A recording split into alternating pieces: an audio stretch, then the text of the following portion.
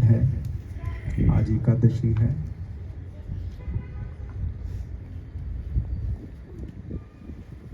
और इस एकादशी में आज की एकादशी का किसी को नाम पता है? किसी को भी नाम पता है? हाँ,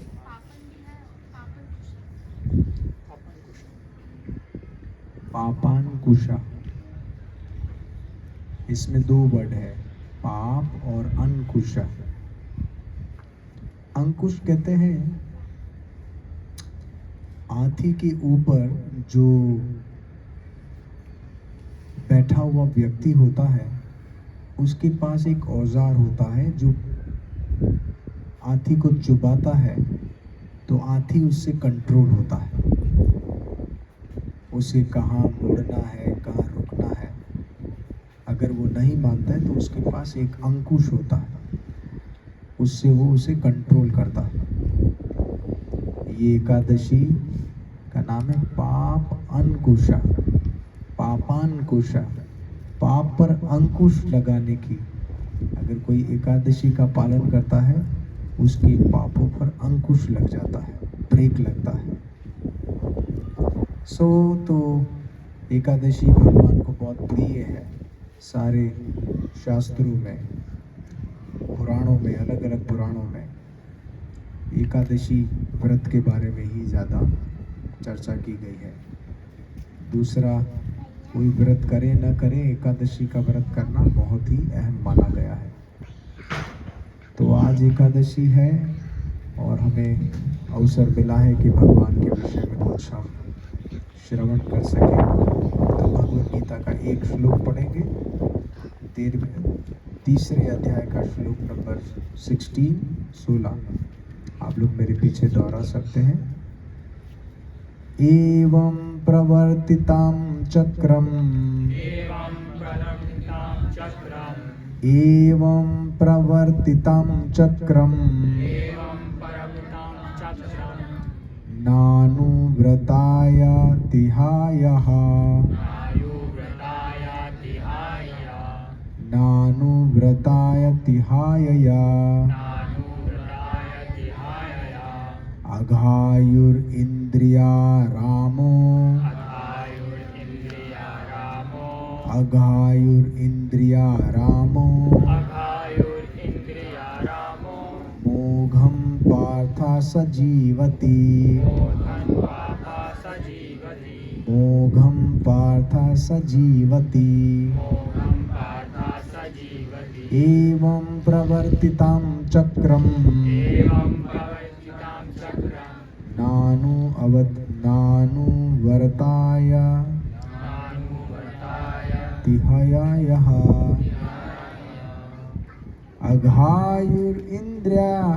अघायुरिन्द्रिया रामो,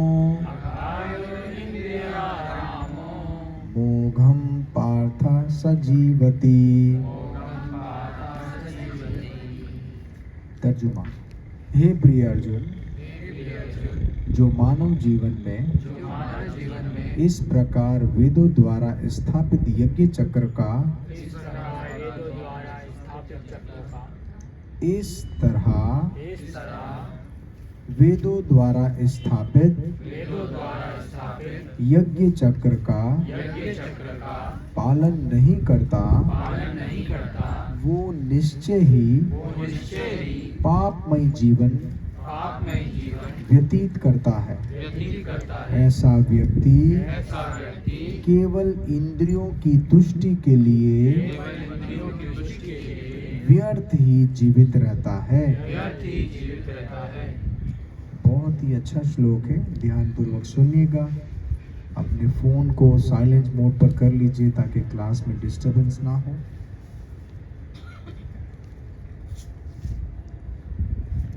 श्रील प्रभुपाद की। तो सबसे पहले इसका तर्जुमा समझते हैं। हरे कृष्णा। तो भगवान यहाँ पर कहते हैं कि हे मेरे प्रिय अर्जुन, मेरे प्यारे अर्जुन, जो मानव जीवन में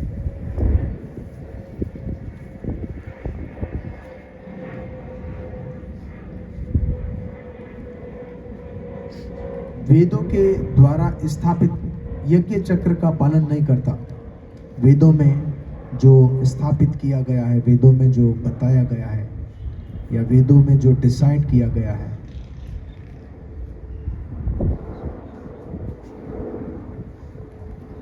यज्ञ चक्र का पालन नहीं करता है,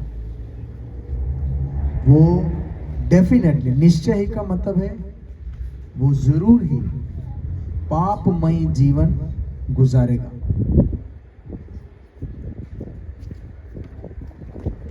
भगवान का यहाँ पर कहने का मतलब है कि मानव जन्म पाने के बाद भी, मानव बनकर भी, इंसान बनकर भी, वेदों में जो यज्ञ चक्र बताया गया, यज्ञ करने का जो तरीके का कि यज्ञ के मुताबिक अपने जीवन को बिताना है, अगर इसका पालन नहीं करता तो डेफिनेटली वो व्यक्ति, वो शख्स, वो मानव, वो जिंदगी कौन सी गुजार रहा है?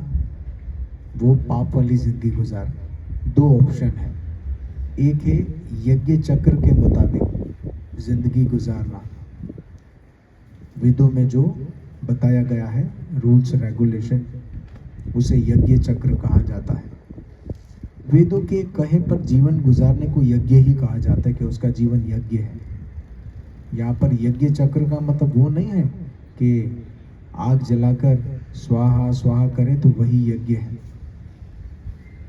कई लोग समझते हैं कि वही यज्ञ है, लेकिन जो अपनी जिंदगी शास्त्रों के बताए हुए रास्ते से गुजारता है वो यज्ञ कर रहा है। तो एक रास्ता जीवन जीने का ये है यज्ञ चक्र। और भगवान कह रहे अगर कोई इसका पालन नहीं करता, मनुष्य जन्म पाने के बाद भी इस यज्ञ चक्र का पालन नहीं करता, तो डेफिनेटली वो पापमय जीवन गुजार रहा है। और ऐसा व्यक्ति, कैसा व्यक्ति? जो पाप वाली जिंदगी गुजार रहा है, यज्ञ चक्र को नहीं मान रहा, ऐसा व्यक्ति केवल किसे कहते? सिर्फ इंद्रियों की तुष्टि के लिए, इंद्रिया कहते आंख, कान, नाक, ज़ुबान, हाथ, पैर और हमारे प्राइवेट द्वार, तो इसे इंद्रिया कहते हैं, सेंस।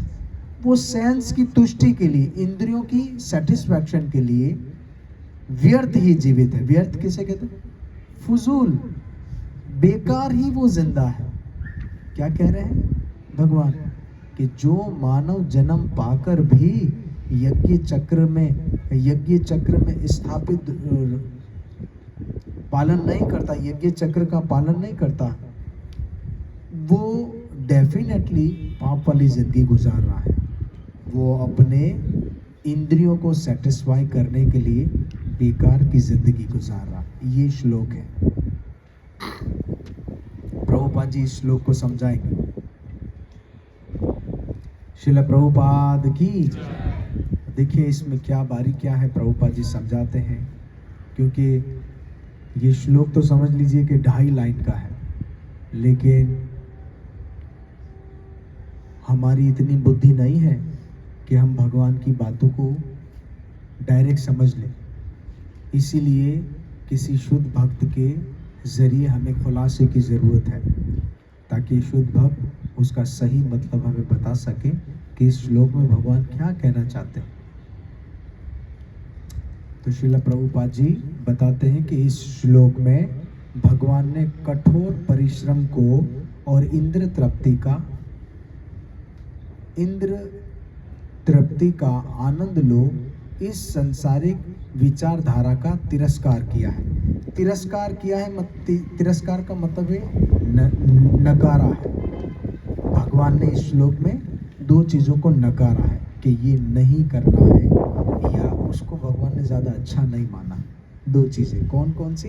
प्रभुपाद जी कहते हैं, पहली कठोर परिश्रम, बहुत ही सख्त जद्दोजहद, और दूसरा इंद्रिय तृप्ति का आनंद लो, सेंस ग्राफिकेशन करो। आप हमारे हवासों को मज़ा देने के लिए हम जिएंगे। इन दोनों चीज़ों को भगवान ने इस श्लोक में नकार दिया है। इसीलिए जो लोग इस संसार में भोग करना चाहते हैं उन्हें उपयुक्त यज्ञ चक्र का अनुसरण करना परम आवश्यक है। तो प्रभुपाद जी कहते हैं इसीलिए जो लोग इस संसार में भोग करना चाहते, इस संसार में, इस मटेरियल दुनिया में जो आनंद लेना चाहते हैं, भोग करना मतलब कि आनंद लेना चाहते हैं, उन्हें यज्ञ चक्र का अनुसरण करना परम आवश्यक है। अनुसरण मतलब कि फॉलो करना, यज्ञ चक्र को फॉलो करना बहुत जरूरी है। परम का मतलब है बहुत, यह ज्यादा जरूरी है यज्ञ चक्र का पालन करना जो इस जीवन में आनंद लेना चाहते हैं। जो ऐसे विधि विधानों का पालन नहीं करता, अधिक अधिक तिरस्कृत होने के कारण उसका जीवन अत्यंत संकटपूर्ण रहता है। तो प्रभुपाद जी कहते हैं जो ऐसे विधि विधानों का पालन नहीं करता है उसकी जिंदगी बहुत तकलीफ वाली होती है, उसकी जिंदगी बहुत तकलीफ वाली होती है, क्योंकि वो कुदरत के नियमों का पालन ही नहीं कर रहा है। वही व्यक्ति सुखी जीवन बिताता है जो यज्ञ चक्र का पालन करता है। यज्ञ चक्र का पालन नहीं करता है वो सुखी जीवन नहीं बिता सकता है, ऐसे भगवान ने भी कहा और प्रभुपाद जी भी समझा रहे। प्रकृति के नियम अनुसार ये मानव शरीर विशेष रूप से आत्मा साक्षात्कार के लिए मिला है। प्रभुपाद जी कहते हैं कि प्रकृति के अनुसार, नियम अनुसार,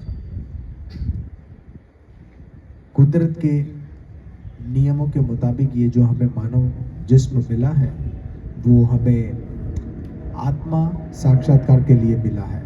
आत्मा साक्षात्कार का मतलब है हाँ, सेल्फ रियलाइज के लिए हमें ये शरीर मिला है, अपने आप को जानने के लिए ये शरीर मिला है। अब मुझे इससे एक बात याद आ गई, अभी कल क्या था? हाँ, दशहरा था। तो हनुमान जी को एक दिन भेजा गया सीता को ढूंढने के लिए। 5 टीम बनाई गई थी, उनमें से एक टीम जाम्बवन की थी, उसमें हनुमान जी थे। तो हनुमान जी को जाम्बुवन ने कहा, अरे हनुमान जी, आपके अंदर तो इतनी शक्ति है, आप एक छलांग में इस समुद्र को पार कर जाओगे, क्योंकि जटायु ने बता दिया था कि रावण ने सीता को उस समुद्र के उस पार लेकर गया है। तो जो वो 5 टीम उनके साथ थी, अंगद वगैरह, और शायद अंगद नहीं था, दूसरे थे 5, हनुमान, जाम्बवन और दूसरे 3। तो वो लोगों ने ट्राई किया समुद्र को पार करने के लिए, लेकिन वो सब लोग जानते थे कि हमारी स्ट्रेंथ कितनी है। किसी ने कहा हम लोग 60 योजन तक तो छलांग मार सकेंगे, फिर गिर जाएंगे। किसी ने कहा, जाम्बवन ने कहा कि मैं तो 80 योजन तक जा सकता हूँ, लेकिन अभी मैं बूढ़ा हो गया हूँ, वरना तो अगर मैं जवान होता तो मैं पार कर जाता। तो हनुमान जी चुपचाप बैठे हुए थे, क्योंकि हनुमान जी अपनी बड़ाई तो नहीं चाहते थे कि मैं आसानी से कर लूँगा। तो जाम्बवन ने उनको कहा, आप ये कर सकते हैं, आपके अंदर वो शक्ति है। तो हनुमान जी ने कहा ठीक है, मैं करूँगा। तो हनुमान जी की इतनी स्पीड है, हनुमान जी को किसका पुत्र कहा गया है? पवन का पुत्र, वायु पुत्र। तो उनकी हवा जैसी गति है, मन की स्पीड से चलते हैं हनुमान जी। हनुमान जी ऐसे छलांग लगाया, यहाँ से बोला राम, जय श्री राम, और माँ में तो लैंड की कर दिया वहाँ पे, इतना स्पीड, राम माँ, तो राम बोलने में वह दूसरे लंका में लैंड की। और आप जानते हैं हनुमान जी के पास सारी शक्तियाँ, उनको देवताओं ने पहले से आशीर्वाद दिया था कि वो छोटे से छोटे हो जाएं, बड़े से बड़े हो जाएं, वो आग पर चल ले, वो रूप बदल ले, सब चीज़ें उनके पास शक्ति थी पहले से ही। तो हनुमान जी रास्ते में 3 राक्षसियाँ भी आई, लंकनी, सूरसा और दूसरी तीन राक्षसी, उनका भी नाश किया, उनको भी शाप से मुक्त किया। बहरहाल हनुमान जी सब जगह ढूंढा उन्होंने, कहीं पर नजर नहीं आया। सीता कहाँ है, सीता कहाँ है, माता जानकी कहाँ है। अशोक वाटिका में पता लग गया कि माता जानकी है, और वहाँ पर क्योंकि माता सीता के अंदर एक अलग प्रकार की सात्विकता और भगवान राम का नाम उच्चारण कर रही थी, तो वो जान गए कि यही माँ सीता हो सकती है, क्योंकि इनका इतना तेज है, राम जी का नाम मुख में है, इतना शांत है, इतना अट्रैक्टिव है। तो उनके चरणों को प्रणाम किया दूर से ही, और वानर का रूप लिए हुए थे छोटे, और एक पेड़ पर जाकर बैठ गए। अब विचार किया कि अगर मैं डायरेक्ट माता के सामने आऊँगा और कहूँगा कि मुझे राम ने भेजा है, तो हो सकता है कि माता जानकी माने नहीं, क्योंकि पहले ही रावण ने बहुत सारे लोगों को भेजा था सीता को कन्विंस करने के लिए, ताकि सीता जैसे तैसे भी मान जाए कि रावण की पत्नी हो जाए। तो मैं क्या करूं सीता मैया को विश्वास दिलाने के लिए? तो उन्होंने एक कथा गाई जो राम और सीता को ही पता था, वो प्राइवेट कथा, और दूसरा अंगूठी जो श्री राम जी ने उनको दी थी कि तुम ये ज़रूर, तो इससे पता लग गया। तो माता जानकी ने खूब आशीर्वाद दिया और बहुत अच्छी कथा यहाँ पर हुई, उनकी वार्तालाप हुई। फिर आखिरी में उन्होंने कहा मैया मैं कुछ अभी खा लूँ, मैं बहुत भूख लगी हूँ। तो खाना तो उनका बहाना था। पूरा अशोक वाटिका में वो जो सुंदर वन था उसमें फल लगे हुए थे और सुंदर वृक्ष लगे हुए थे। फल खाते वृक्ष को उखाड़ देते, और वहाँ पर इतना तहस नहस हो गया। वहाँ के जो रावण के सैनिक थे वो सब आ गए, उनको मारा। और आखिर में जब हनुमान जी किसी से कंट्रोल नहीं हुए, तो रावण का बड़ा बेटा मेघनाद वहाँ पर आया, और मेघनाद ने कई बाण चलाए, हनुमान जी उसे तोड़ देते। आखिर में मेघनाद ने एक बाण चलाया, ब्रह्मास्त्र, ब्रह्मा जी का अस्त्र, ब्रह्मपाश, जिससे बांध दे। वो भी हनुमान जी को बांध नहीं सकता था, क्योंकि ब्रह्मा जी ने जब वो छोटे थे पहले ही आशीर्वाद दिया था कि मेरा ब्रह्मास्त्र भी कुछ काम नहीं करे। लेकिन क्योंकि अब उसने चलाया, तो उनकी मर्यादा रखने के लिए प्रणाम करके खुद बंदना स्वीकार कर लिया हनुमान जी ने। और जब मेघनाथ को ऐसा लगा देखो मेरी कितनी शक्ति है, मैंने इसे बांध दिया। और जब पकड़ कर लेकर गए लंकेश्वर की दरबार में, तो लंकापति बैठे थे रावण अपने दरबार में, और यही प्रश्न पूछा कि तुम कौन हो। ये तुम कौन हो के लिए मैंने ये पूरा बताया, क्योंकि यहाँ पर आया ना, प्रभुपाद जी कहते हैं प्रकृति के नियम अनुसार ये मानव शरीर विशेष रूप से आत्मा साक्षात्कार के लिए मिला है। हम कौन हैं? ये शरीर से हम अपनी पहचान करते हैं कि मैं ये शरीर हूँ, या मैं इस जाति का हूँ, मेरा नाम ये है। तो हम हकीकत में अपने शरीर का नाम बता रहे होते, जो माँ बाप ने नाम दिया वो बता रहे होते। लेकिन रियल में मैं कौन हूँ, ये तो बहुत डीप कथा है, ये तो एक बहुत गहरा सवाल है। इसमें तो कई शास्त्र लिखे हुए ये जवाब में कि मैं कौन हूँ, हु एम आई। तो हनुमान जी से जब रावण ने पूछा कि तुम कौन हो, तो हनुमान जी विचार में पड़ गए, अरे मैं कौन हूँ,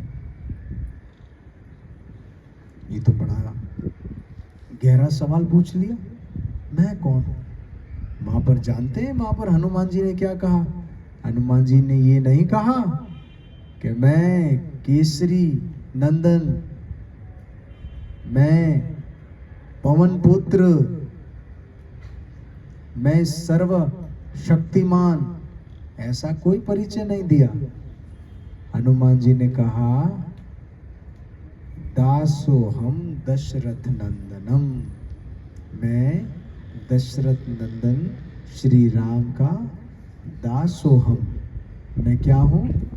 दास हूँ। अपनी पहचान क्या बताई कि मैं दास हूँ श्री राम का। तो वो बड़े नाराज, अरे तुम नौकर हो? मैं तो समझा कोई मिनिस्टर वगैरह होगा जो यहाँ पर आने की मजाल की। तुम नौकर हो? नौकर होकर इतना मजाल कि तुमने इतना उल्टा सीधा तहस नहस कर दिया। पर वो जान गए थे कि तुमने ये जो मेघनाद का ब्रह्मास्त्र है, ये भी जानबूझकर तुमने धारण किया यहाँ पर आने के लिए। फिर उन्होंने कहा कि अरे तुम मेरे बारे में पूछ रहे हो कि मैं कौन हूँ? तुम्हें तो पूछना था कि राम कौन है, तो मैं बताता। तो तुम मेरे बारे में जानकर क्या करोगे? बहरहाल तुमने पूछा है कि मैं कौन हूँ, तो मैं कौन हूँ? मेरी सिर्फ एक ही पहचान है कि मैं श्री राम का दासोहम, मैं दास हूँ। तो हकीकत में आत्मा साक्षात्कार के लिए ये जीवन मिला है। तो इसका मतलब है अपने आप को जानने के लिए मनुष्य देह मिला है। हम कौन है? हम कौन है? हम क्या आत्मा है? इतना जान लेना काफ़ी है? इतना जान लेना काफ़ी नहीं है। कई लोग तो ये भी नहीं जानते हैं कि मैं आत्मा हूँ। वो तो शरीर को ही सब कुछ मानते हैं। मैं ये शरीर हूँ, मैं इस जाति का हूँ, मेरी मदर टंग ये है, मेरा नाम ये है, पर वो सब शरीर का बता रहा होता, जो थोड़े सालों के बाद जो मिट्टी बन जाने वाला है उसका ही बता रहा होता वो। लेकिन जो बुद्धिमान व्यक्ति है, जिसे सेल्फ रियलाइज हो चुका है, वो कभी ये नहीं बताएगा अपने शरीर के बारे में। चैतन्य महाप्रभु कहते हैं, जीवेरे स्वरूप होय कृष्ण नित्य दास। जीव का जो स्वरूप है, यानी जीव की जो पहचान है, वो है कृष्ण का हमेशा रहने वाला दास। जो हनुमान जी ने कहा, दासो हम, मैं दास हूँ भगवान का, हमेशा रहने वाले हम दास हैं भगवान के। तो ये प्रभुपा जी कहते हैं कि ये मनुष्य देह जो है, ये आत्मा साक्षात्कार के लिए, साक्षात्कार का मतलब है रियलाइज, आत्मा को रियलाइज करने के लिए मिला है, जिसे कर्म योग, ज्ञान योग और भक्ति योग में से किसी एक प्रोसेस के जरिए प्राप्त किया जा सकता है। तो ये सेल्फ रियलाइज, चाहे कर्म योग, चाहे ज्ञान योग, चाहे भक्ति योग, ये अलग अलग 3 प्रकार के योग है। किसी भी तीनों में से एक योग को फॉलो करके जानना होता है आत्मा को। इन योगियों के लिए यज्ञ संपन्न करने की कोई आवश्यकता नहीं रहती। जो ये योगी है, कर्म योगी या ध्यान योगी या भक्ति योगी, इनको यज्ञ करने की कोई जरूरत नहीं होती। क्यों? क्योंकि पाप पुण्य से परे होते हैं। ये पहले से ही पाप पुण्य से परे होते हैं। किंतु जो इंद्रिय तृप्ति में जुटे हुए हैं, उन्हें पूर्व वक्त यज्ञ चक्र के द्वारा शुद्धिकरण की जरूरत होती है। लेकिन जो इंद्रिय तृप्ति में लगे हुए हैं, जो अपने हवासों को पूरा करने में लगे हैं, हवासों को मजा देने में लगे, उनको यज्ञ करने की जरूरत है। फिर से मैं दोहरा रहा हूँ, ये यहाँ पर वो वाले यज्ञ की बात नहीं की है। स्वाहा स्वाहा, यज्ञ का मतलब क्या है?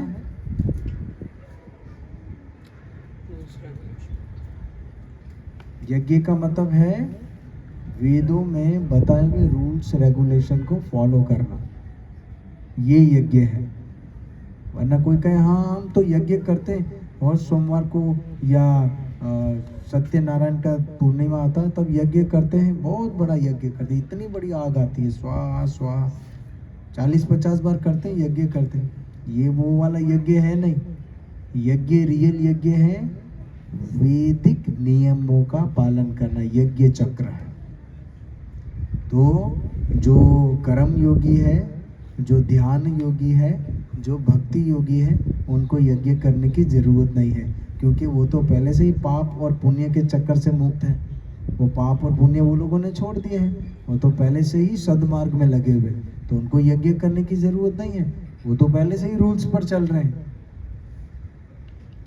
इंद्र तृप्ति में जो लगे हुए, जो अपने हवासों के मजे लेने में लगे, उनको यज्ञ करने की जरूरत है। समझ रहे हैं? यहाँ तक समझ लिया, फिर आगे चलते। उनको यज्ञ करने की जरूरत है। कर्म के अनेक भेद होते हैं। जो लोग कृष्ण भावना भावित नहीं है, वे निश्चय ही विषयी परायण होते हैं। जो लोग भक्त नहीं है, जो लोगों कृष्ण भावना भावित नहीं है, कृष्ण भावना भावित का मतलब है जो लोग भक्त नहीं है, वो विषय परायण है। विषय परायण मतलब कि वो विषय वासना वाला जिंदगी गुजार रहा है। जो भक्त है वही विषय वासना से बचे हुए हैं। बाकी कोई व्यक्ति आपको भले कितना कहता रहे, वो दूध से नहा कर आ जाए, फिर भी वो विषय वासना वाला व्यक्ति है, क्योंकि वो कृष्ण भावना को उसने एक्सेप्ट नहीं किया। समझ रहे हैं आप?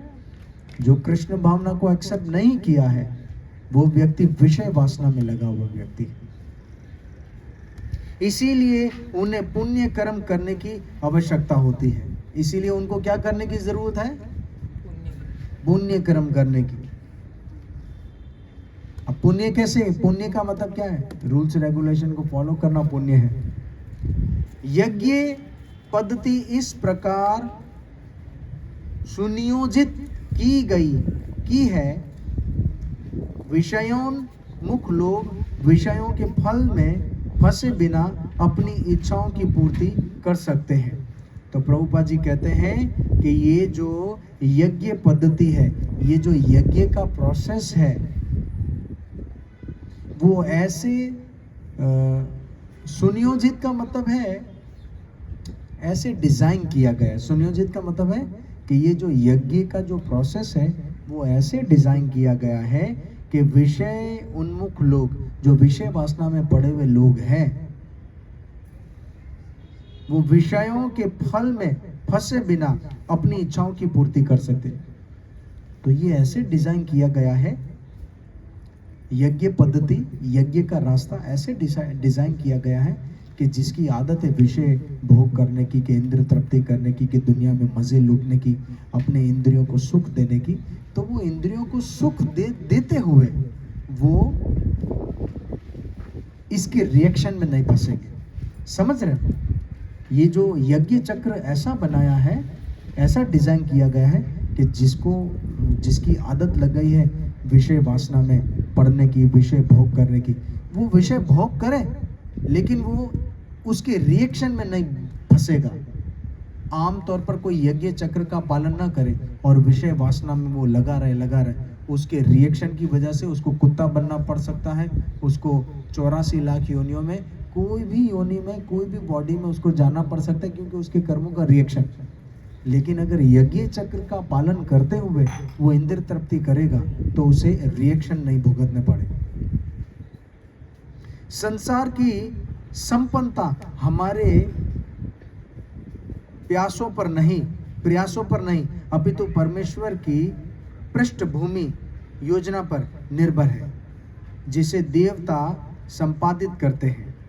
इसीलिए वेदों में वर्णित देवताओं को लक्षित करके यज्ञ किए जाते हैं। तो संसार में जो भी व्यक्ति कोई सुखी रहना चाहते हैं, तो अपने हिसाब से कोई सुखी नहीं रह सकता कि कोई व्यक्ति कहे हम अपने हिसाब से जिंदा रहेंगे, अपने हिसाब से जीवन बिताएंगे और सुखी रहेंगे। नहीं, भगवान ने सारी सुख सुविधा देवताओं के हाथ में दिया हुआ है। और जब कोई व्यक्ति यज्ञ करता है, तो किसी देवताओं को खुश करने के लिए यज्ञ करता है, और देवता बदले में उसको वो चीजें देते हैं जिससे वो सुखी जीवन बिता सके। अप्रत्यक्ष रूप से, इनडायरेक्टली, कृष्ण भावना अमृत का ही अभ्यास रहता है। तो इनडायरेक्टली ये कृष्ण भावना अमृत का, भक्ति का ही प्रैक्टिस है। इनडायरेक्टली ये जो यज्ञ चक्र है वो भक्ति की प्रैक्टिस है। अभी मैं यहाँ पर एक चीज बताऊं, हालांकि भक्ति ये नहीं कहती कि आप इंद्र तृप्ति भी कर सकोगे। भक्ति का मतलब है कृष्ण की इंद्रियों को खुश करना, कृष्ण के सेंस को खुश करने के लिए सेवा करना, अपने सेंस को खुश करने के लिए नहीं।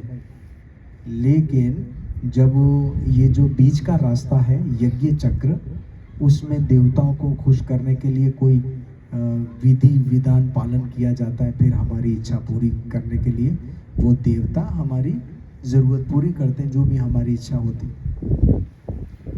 तो उसमें जो हम रूल्स रेगुलेशन पालन तो करेंगे, हालांकि अभी हमारी भक्ति करने की इच्छा नहीं है। क्या है, अभी हमारी इंद्र तृप्ति पाने की इच्छा है, क्योंकि हम वो यज्ञ चक्र में रूल्स रेगुलेशन इसलिए पालन कर रहे हैं थोड़े दिनों के लिए, ताकि हमारी वो इच्छा पूरी हो जाए। तो ये भक्ति तो नहीं है, वो देवताओं के लिए समझ लीजिए एक कॉन्ट्रैक्ट है कि 20-25 दिन का एक कॉन्ट्रैक्ट है। तो ये भक्ति तो नहीं है, लेकिन फिर भी इनडायरेक्टली ये भक्ति है। इनडायरेक्टली भक्ति क्यों है? क्योंकि वो रूल्स रेगुलेशन पालन करके आप आहिस्ता आहिस्ता वहीं पर आ रहे हैं। एटलीस्ट आप रूल्स रेगुलेशन पालन करने वाले तो बने। रूल्स रेगुलेशन पालन ना करने वाले से बेहतर है कि इंद्र तृप्ति कर रहा है लेकिन रूल्स रेगुलेशन को पालन करके, तो वो व्यक्ति थोड़ा श्रेष्ठ। हालांकि वो भक्त के अभी लेवल में नहीं है, भक्ति के लेवल में नहीं है, लेकिन फिर भी आहिस्ता आहिस्ता वो भक्ति के मार्ग में वो आगे जाएगा।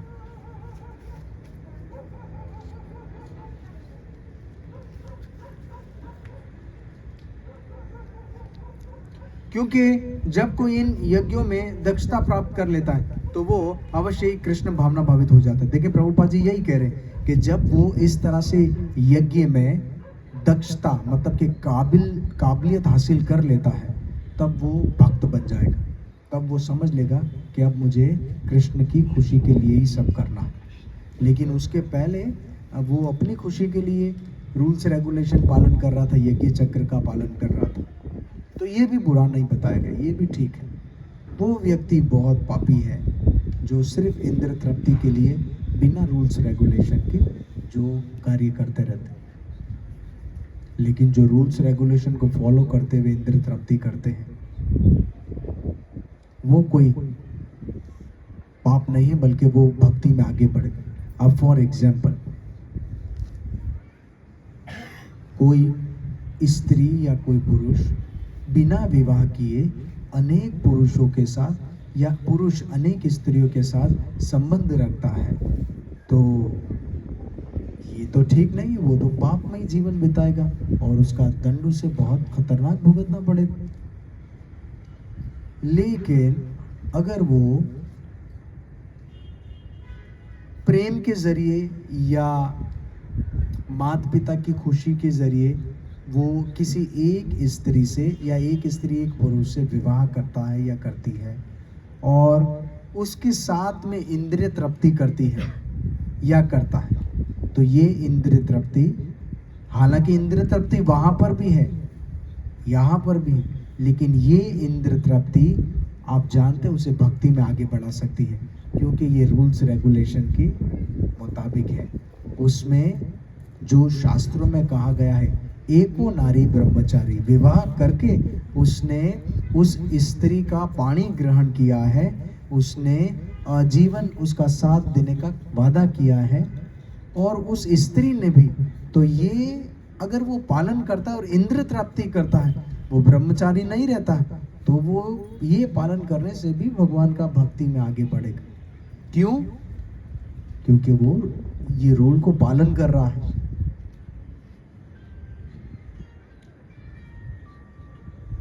हालांकि इंद्र तृप्ति कर रहा है, हालांकि वो इंद्रिय तृप्ति कर रहा है, लेकिन फिर भी इसे कोई पाप नहीं लगेगा, क्योंकि ये रूल्स को ब्रेक नहीं कर रहा, ये यज्ञ चक्र ही माना जाएगा।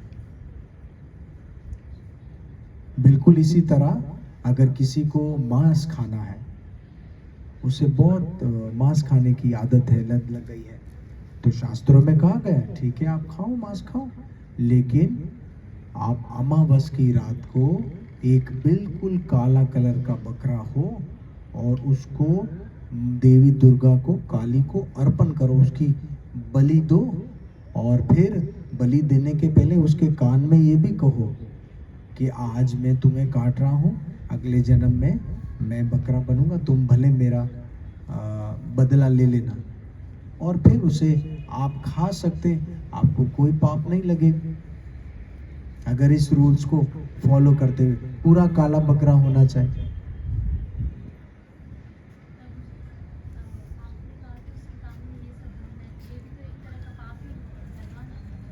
हाँ, हाँ, एक तरह का पाप ही लगा ना कि आपने उनके काम में ये बोल दिया कि नेक्स्ट होगा उसमें आप मुझे काटना। तो ये पाप क्यों क्यों लगा? ये पाप तो नहीं लगा ना। रिएक्शन नहीं हुआ ना, रिएक्शन का रिएक्शन। रिएक्शन तो भुगतना पड़ेगा। मैंने ये नहीं कहा कि यज्ञ चक्र वाले को रिएक्शन नहीं भुगतने पड़ते, रिएक्शन भुगतना पड़ेगा उसे। पाप तो हम उसी को बोलते हैं ना रिएक्शन। आपने कोई तपस्या किया, जैसे नवरात्रि गई, 9 दिन तक कोई बहुत देवी की उपासना करता है और देवी माँ उस 9 दिन के उपवास में उसको रिएक्शन में उसको सुंदरता या कोई उपहार देती है, रिएक्शन देती है, तो ये पाप है? एक अच्छे एक्शन का रिएक्शन अच्छा होगा और बुरा एक्शन होगा तो उसका रिएक्शन बुरा होगा। ठीक तो है, ये जिस तरह से आप ये जो कह रहे हैं तो ये बुरा रिएक्शन है। बुरा रिएक्शन हाँ, तो ये पाप में काउंट नहीं होगा। पाप में क्यों काउंट नहीं होगा? क्योंकि यहाँ पर वो जहाँ तहाँ बिना रूल्स रेगुलेशन के अगर वो मछलियों को मार रहा है, वो मुर्गियों को मार रहा है, वो दूसरे दूसरे जानवरों को मार रहा है बिना रूल्स रेगुलेशन, तो उन हजारों व्यक्तियों से ये अच्छा है कि इसने एक डिसीजन लिया कि मैं इसे इस तरह से खाऊंगा और एक्सेप्ट भी कर रहा है, भाई मैं अगले जन्म में बनने के लिए तैयार हूँ बकरा, फिर तुम, तो वो उससे बेहतर है। उसकी ये आदत या उसका ये संयम, उसका ये ब्रेक उसको भक्ति में आगे लेकर आएगा, क्योंकि उसने ब्रेक लगाया। वो चाहता तो बिना कहे, बिना अर्पण किए, बिना कोई कमिटमेंट किए कितने ही जानवरों को मार दे, उनसे तो ये अच्छा है। तो उसकी ये आदत उसे आगे लेकर जाएगी। हाँ, डायरेक्ट नहीं, अभी उसको पूर्ण बनना होगा। उसको बाद में जब वो बकरा बना, अभी दूसरा जन्म उसका, उसको जब ऐसे छुरा काटा गया, उसको जब तकलीफ हुई, उस वक्त उसको याद आएगा कि मैंने भी तो काटा था, मुझे कितनी तकलीफ हुई। उसके पाप का रिएक्शन खत्म हुआ, फिर उसको अभी एक चेतना मिली, एक कॉन्शियसनेस मिली, एक शऊर मिला। अब वो इस काम से उबका जाएगा, अब वो नहीं करेगा ये, क्योंकि उसने रूल्स फॉलो किया और उसने रिएक्शन भुगता भी। इसीलिए उसका अभी ये जो सुकृति वाला मार्ग है वो आहिस्ता आहिस्ता वो स्पीड से आगे जा रहा है। और जब ये सुकृति वाला रास्ता 100% कंप्लीट हो जाता है, देन स्टार्ट होता है कृष्ण भावनामृत, कृष्ण भक्ति। हुआ ये कि आप ये कहना चाहते हैं कि ये भी क्योंकि रूल्स और रेगुलेशंस के अंडर है तो ये भी मोड ऑफ गुडनेस में आता है। हाँ, प्रभुपाद जी कह रहे हैं। अब देखिए, प्रभुपाद जी के परपोर्ट को बहुत डिटेल से पढ़ना चाहिए, शांत रहकर और अच्छे से समझने का प्रयास करना चाहिए। प्रभुपाद जी कहते हैं,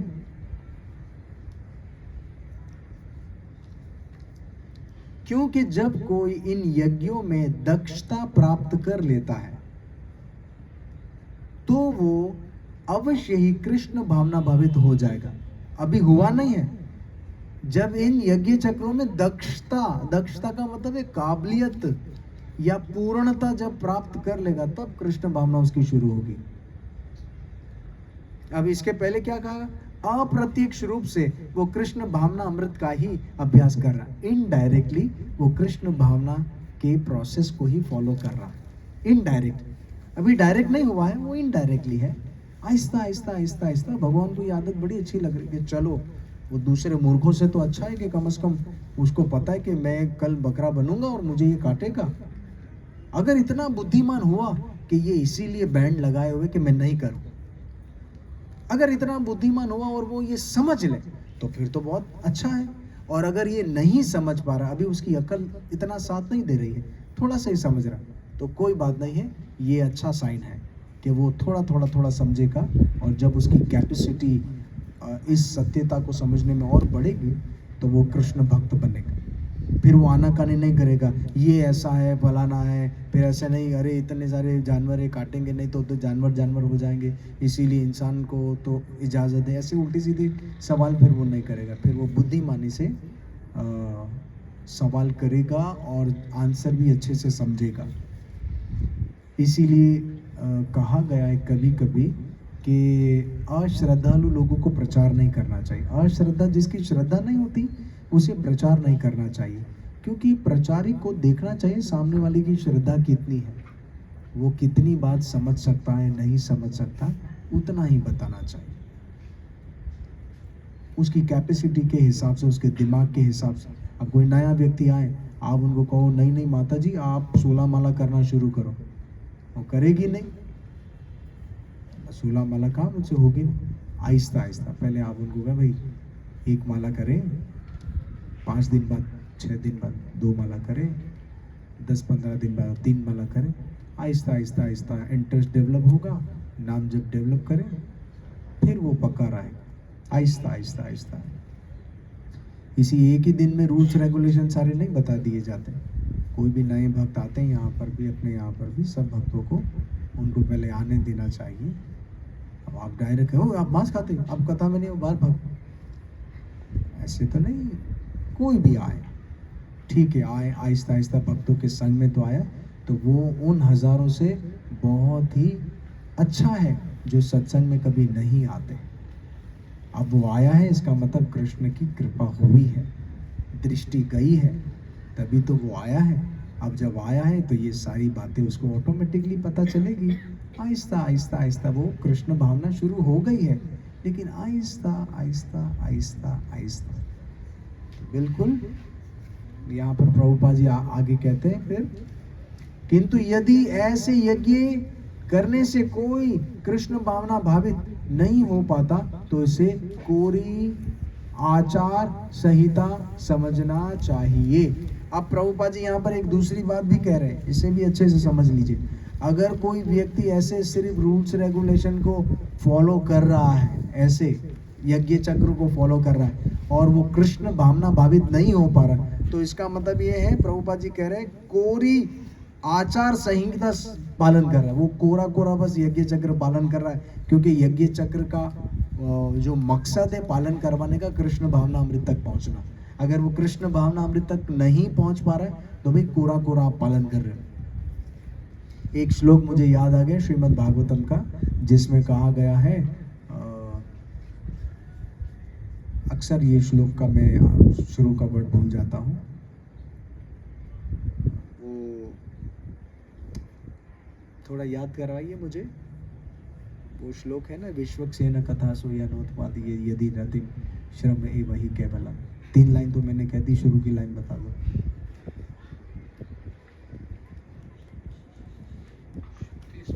हाँ हाँ, नहीं नहीं ये वाला नहीं है, और शुरू की लाइन मैं भूल गया। 3 लाइन पर काम करते हैं, तो 3 लाइन में ये कहा गया है,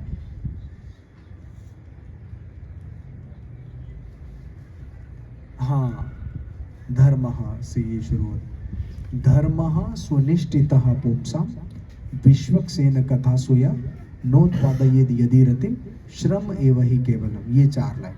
पहली लाइन है धर्मः सुनिष्ठितः पुंसां, जो भी धर्म रूल्स रेगुलेशन इंसान जो है डिसाइडेड करता है। सुनिष्ठितः पुंसां, मनुष्य जो भी सुनिश्चित करता है, डिसाइड करता है कि मैं इस धर्म पर चलूंगा। विश्वक्सेन कथा सोया, अगर भगवान विष्णु के प्रति, उसकी कथाओं के प्रति लगाव पैदा नहीं हो रहा है, इंटरेस्ट पैदा नहीं हो रहा है, कृष्ण के प्रति अगर इंटरेस्ट पैदा नहीं हो रहा है, जिस धर्म पर आप चल रहे हो, जिस धर्म पर आप चल रहे हो, अगर उस धर्म पर चलने से भगवान कृष्ण के प्रति, राम के प्रति लगाव पैदा नहीं हो रहा, गोविंद के प्रति लगाव पैदा नहीं हो रहा, उनकी कथाओं के प्रति लगाव पैदा नहीं हो रहा है, तो आखिरी लाइन में कहा गया श्रम एव हि केवलम, वो फजूल का धर्म पालन कर रहे हैं, क्योंकि धर्म का मतलब है कृष्ण की कथाओं के प्रति इंटरेस्ट डेवलप हो। तो प्रभुपाद जी यहाँ पर यही कह रहे हैं कि अगर आप यज्ञ चक्र का रूल्स रेगुलेशन पालन कर रहे हो और अगर आपकी कृष्ण भावना डेवलप नहीं हो रही है, कृष्ण भावना अगर आपका वो भाव डेवलप नहीं हो रहा कृष्ण के प्रति, भगवान के प्रति, तो आपका वो यज्ञ चक्र समझ लीजिए, प्रभुपाद जी जो वर्ड कहते हैं वही दोहराऊंगा, कोरी आचार संहिता है। बस कोरा कोरा, वो नहीं कहते भाई कोरा कोरा ये झाड़ू नहीं, वो इस तरह का वर्ड कहते हैं ना, कि बस इतना अच्छा बनने की कोशिश मत करो, तो बस वो ऐसा ही है, वो अच्छा बनने की कोशिश कर रहे हैं लेकिन रियल में रूल्स रेगुलेशन पालन नहीं कर रहा है।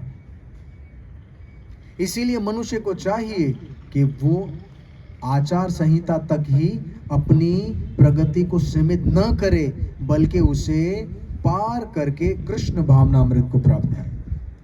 इसीलिए इंसान को चाहिए कि सिर्फ यज्ञ चक्र तक ही फॉलो न रहे, इससे ऊपर उठकर ये रूल्स रेगुलेशन क्यों पालन किए जाते हैं इसे समझना चाहिए, ताकि हम शुद्ध हो, पवित्र हो और कृष्ण की भक्ति करने के काबिल बन सके। ये रूल्स रेगुलेशन इसलिए पालन किए जाते हैं।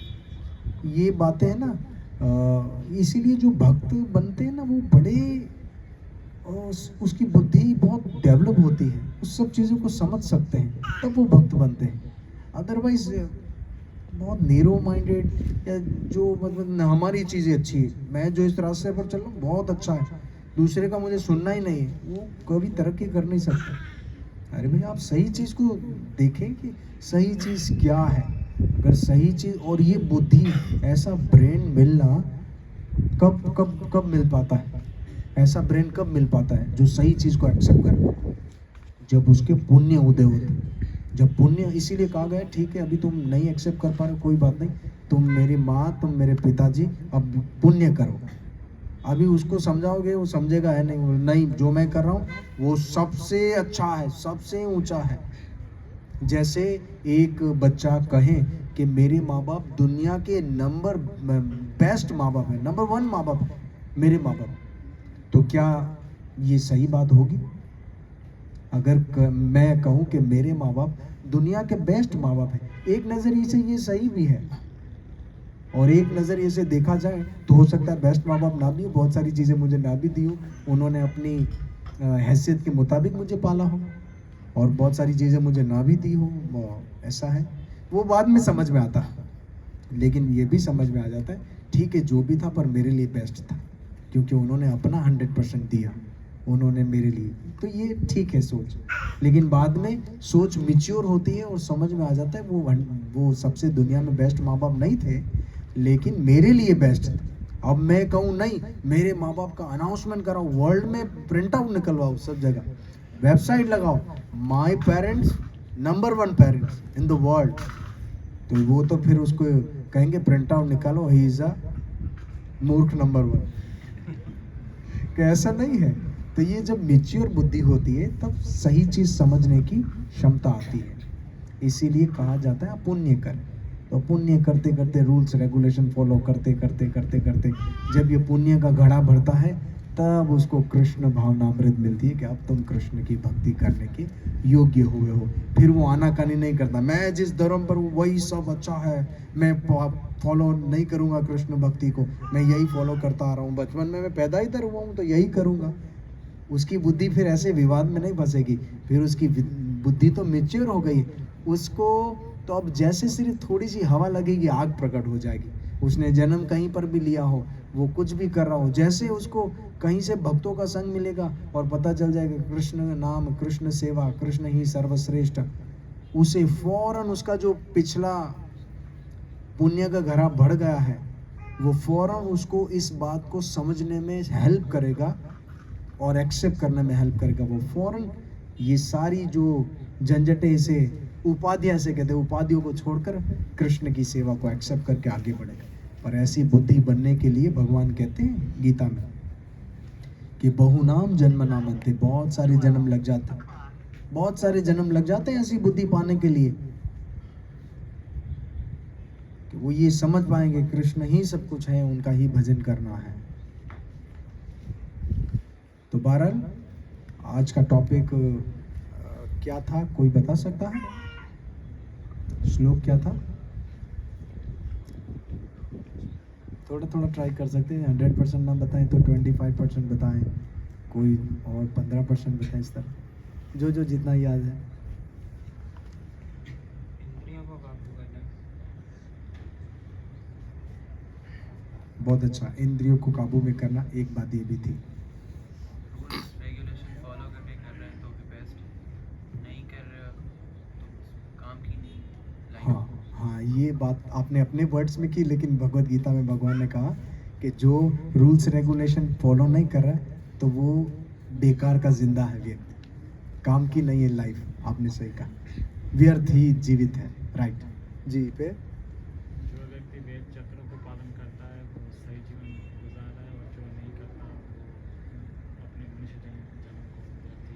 बहुत अच्छा। जो यज्ञ चक्र को पालन कर रहा है, अच्छा यज्ञ चक्र का मतलब क्या है? क्योंकि अभी बहुत बहुत सारे लोग कथा के बीच में आए, तो यज्ञ चक्र का मतलब क्या है? वो हवन जो करते हैं स्वाहा स्वाहा, वो वाला यज्ञ चक्र या क्या?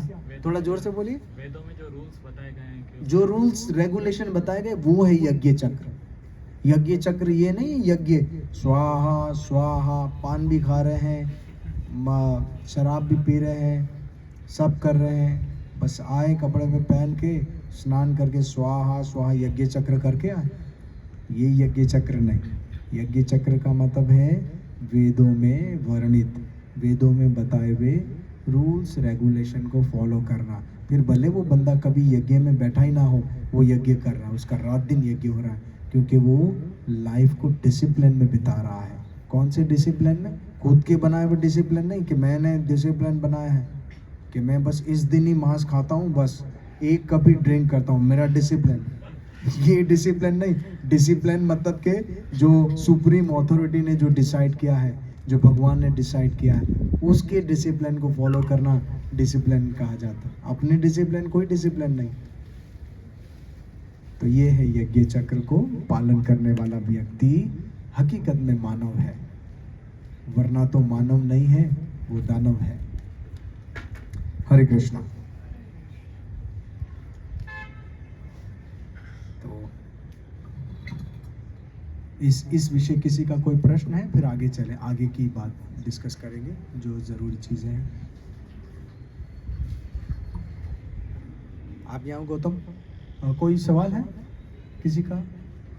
जी प्रभु। जैसे आपने बोला कि देयर इज सम रूल्स है कि हम कैसे मांस खा सकते हैं, हम एक मटीरियलिस्टिक आदमी को ये बताएंगे कि आप ऐसे खाएं, तो वो तो बोलेगा ही, हमें काउंटर ही उस पर करेगा कि आपके रिलीजन में कि आप खाओ। हमारे रिलीजन में है। हाँ, वो हमें ऐसे ही कहते, अपने बंदे ही कहते हैं कि आप आपके अंदर में लिखा हुआ है कि आप खाओ। हाँ लिखा हुआ है, तो यही तो मैंने कहा, लिखा हुआ है खाओ, पर ऐसे खाओ ना, डायरेक्ट ये थोड़ी कहा